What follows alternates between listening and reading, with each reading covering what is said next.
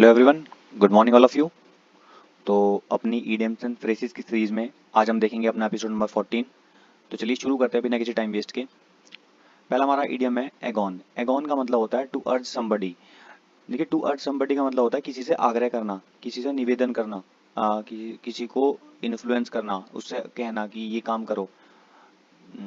तो देखिए मैंने इसको कोई याद करेगा, नेमेरिक्स बना नहीं है कि अगर आप किसी पे बने नेमेरिक्स तो आप जरूर बता देना।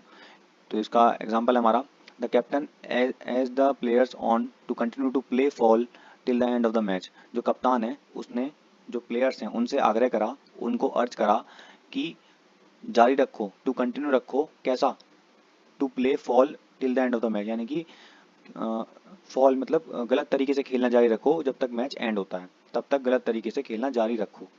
नेक्स्ट है हमारा एक आउट, ईक आउट, इसको पढ़ते हैं ईक आउट। इसका मीनिंग है सप्लीमेंट इनकम या एक्स्ट्रा इनकम, यानी कि जो आप अलग से इनकम जनरेट करते हो। तो इसका भी नेमेनिक बन नहीं पाया है क्योंकि बहुत छोटा सा वर्ड है। तो इसको ऐसे याद कर लीजिएगा। एग्जाम्पल है इसका to eke out his income he also works as a part time accountant in the evening, यानी कि अपनी इनकम को बढ़ाने के लिए वो काम करता है पार्ट टाइम अकाउंटेंट शाम में, मतलब शाम को पार्ट टाइम अकाउंटेंट भी काम करता है वो अपनी इनकम को बढ़ाने के लिए। नेक्स्ट है हमारा every dog has his day. इसका मीनिंग है गुड फॉर्चून कम सूनर और लेटर, यानी कि जो अच्छे दिन होते हैं ना वो आज नहीं तो कल आएंगे, यानी कि जल्दी ही अच्छे दिन आते हैं। अगर आज हमारे लाइफ में चीज़ें सही नहीं चल रही हैं तो कभी ना कभी वो चीज़ें सही हो जाएंगी। इसका मीनिंग ये है। अब देखिए, इसका हिंदी में आपने सुना होगा कि हर कुत्ते का दिन आता है, कि हर कुत्ते का दिन आता है, ये वही है। हर कुत्ते का दिन आता है, इसका मतलब हर किसी का अपना अपना टाइम आता है। एग्जाम्पल है इसका डोंट बी डिसअपॉइंटेड। डिसअपॉइंटेड मत हो, मतलब हताश मत हो, डिसअपॉइंट मत हो।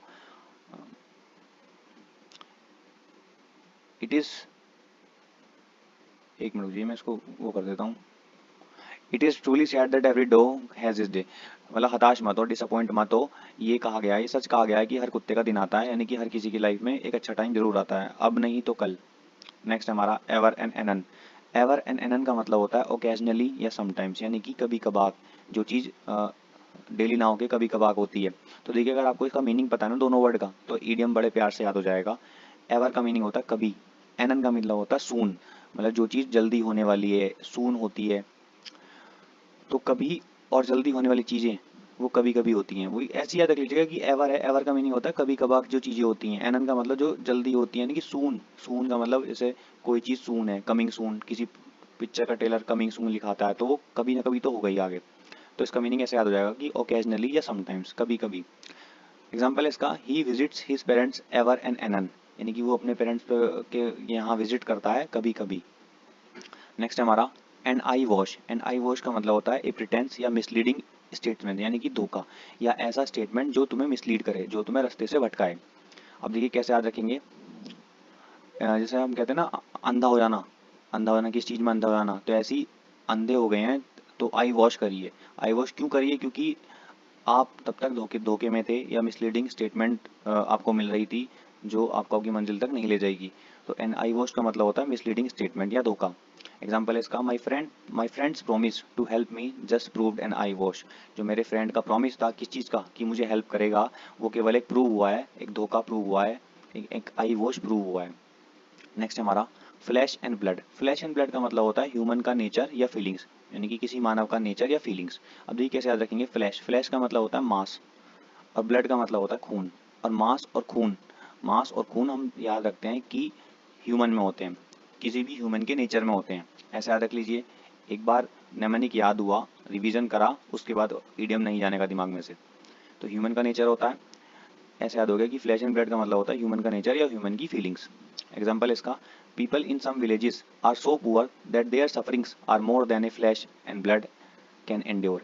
जो लोग होते हैं, जो मतलब लोग हैं जो कुछ गाँवों में इतने पुअर होते हैं कि जो उनकी सफरिंग्स हैं, जो उनकी हार्डशिप्स हैं या जो उनकी प्रॉब्लम्स हैं वो ज़्यादा हैं किस चीज़ से, उनकी फीलिंग्स से, जो वो एंड्योर कर पाएँ। एंड्योर करने का कर पाने का मतलब होता है, एंड्योर करने का मतलब होता है कि सहन करना, किसी चीज़ को सहन करना। नेक्स्ट हमारा फिश इन ट्रबल्ड वाटर्स। इसका मीनिंग है to take advantage of the trouble of others, यानी कि किसी के दुख में अपना अवसर ढूंढना, यानी कि किसी की दुख में, किसी के ट्रबल में अपना एडवांटेज ढूंढना। कैसे याद रखेंगे, देखिए फिश, फिश वाटर में रहती है, आराम से रहती है, लेकिन जैसे ही वाटर ट्रबल्ड होने लगेगा, ट्रबल्ड होने लगने का मतलब है कि उसमें कुछ प्रॉब्लम हो गई वाटर में, या तो कुछ केमिकल मिला दिया है, या कुछ वो कर दिया है, तो फिश को भी दिक्कत होने लगेगी। यानी कि फिश के लिए तो डिसएडवांटेज की बात हो जाएगी, और जो उस चीज़ को कर रहा है उसके लिए एडवांटेज की बात हो जाएगी। तो हम कहते हैं कि किसी के दुख में कोई सुख ढूंढता है, किसी के दुख में कोई सुख ढूंढता है, तो उसका मीनिंग ये है।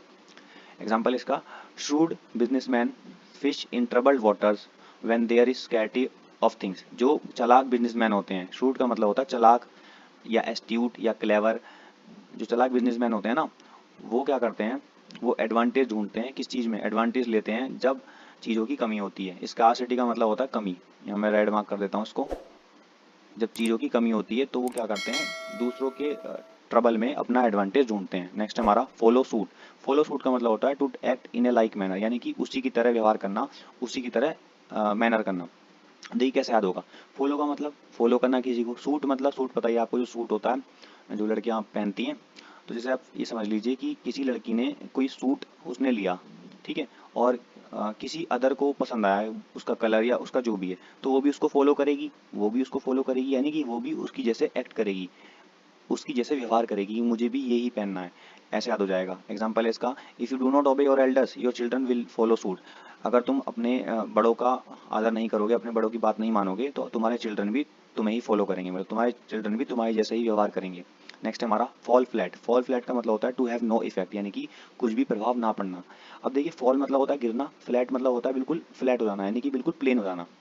अभी हमने रिसेंटली न्यूज़ सुनी होगी, ट्विन टावर गिरा है नोएडा में, तो जैसे ही गिरा वो फ्लैट हो गया, आसपास के एरिया पे कुछ भी इफेक्ट नहीं पड़ा। क्यों? क्योंकि सब लोगों ने पहले से प्रिपरेशन कर रखी थी, तो कुछ भी इफेक्ट नहीं पड़ा। तो फॉल फ्लैट का मतलब हो गया कुछ भी इफेक्ट ना पड़ना। एग्जाम्पल इसका, the ministers speech fail flat on the audience. जो मिनिस्टर की स्पीच थी उसका कोई प्रभाव नहीं पड़ा ऑडियंस पर।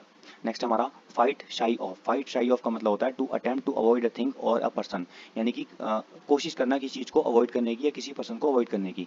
तो कैसे याद रखेंगे, देखिए शाई, शाई, शाई का मतलब क्या होता है, जो बहुत ज़्यादा शर्मीला हो, शाई हो। तो शर्मीले लोग जो होते हैं ना, वो हर चीज़ को अवॉइड करते हैं, अवॉइड करते हैं हर चीज़ को, हर पर्सन को। अब कैसे याद होगा, एग्जाम्पल है इसका, I generally fight shy of confronting my elder sister as she is in the habit of making sickening comments. मैं जनरली अवॉइड करता हूँ अपनी बड़ी बहन का सामना करने के लिए, क्योंकि वो उसकी जो आदत है ना, वो मेकिंग सिकनिंग कमेंट्स है, यानी कि वो सिकनिंग कमेंट्स करती है। यानी कि सिकनिंग का मतलब होता है डिस्गस्टिंग कमेंट, ऐसे कमेंट जो डिस्गस्टिंग होते हैं बहुत ज़्यादा, तो मैं उसका सामना करने से बचता हूँ, अवॉइड करता हूँ। तो देखिए ये था हमारा एपिसोड नंबर 14, और कल हम अपना देखेंगे एपिसोड नंबर 15। और अगर गाइस आपको कंटेंट अच्छा लग रहा हो तो प्लीज़ लाइक शेयर कर दीजिएगा। और आज मैंने एक चीज़ और ऐड करी है इसमें, देखिए जितने रेड मार्क हो रहे हैं ये सारे आपको पता होने चाहिए, इन सब की मीनिंग, ये भी बहुत अच्छी हो गया है सारी की सारी, तो देख लीजिएगा, इन्हें मैंने बता दिया है। टेलीग्राम ग्रुप पे इसको ज्वाइन कर लीजिएगा। चलिए, thank you so much, thank you everyone.